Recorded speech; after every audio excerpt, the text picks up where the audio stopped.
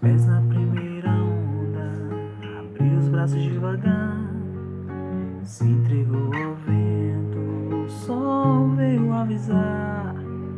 De noite ele seria a lua, pra poder iluminar o céu e o mar, sol e vento, dia de casamento, vento e sol, luz apagada no farol, sol e chuva, casamento de viúva, chuva e sol, casamento de espanhol. Ana aproveitava os carinhos do mundo, os quatro elementos de tudo, deitada diante do mar, que apaixonada entregava as conchas mais belas, tesouros e barcos de velas, que o vento não deixou voltar.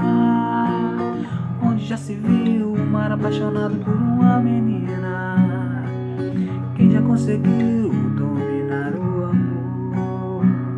Por que que o mar não se apaixona por uma lagoa?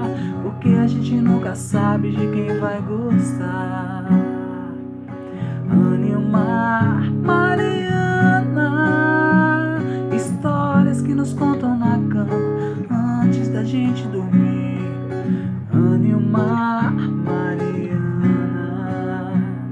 todo sopro que apaga uma chama reacende o que for pra ficar.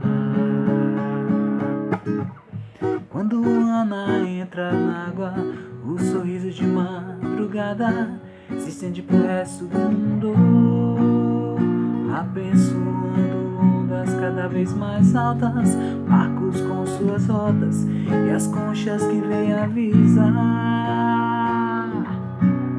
desse novo amor. Ana e o mar, Ana e o mar, Mariana, histórias que nos contam na cama antes da gente dormir. Ana e o mar, Mariana, todo sopro que apaga uma chama reacende o que for pra ficar. Ana e o mar, Mariana, Ana e o mar.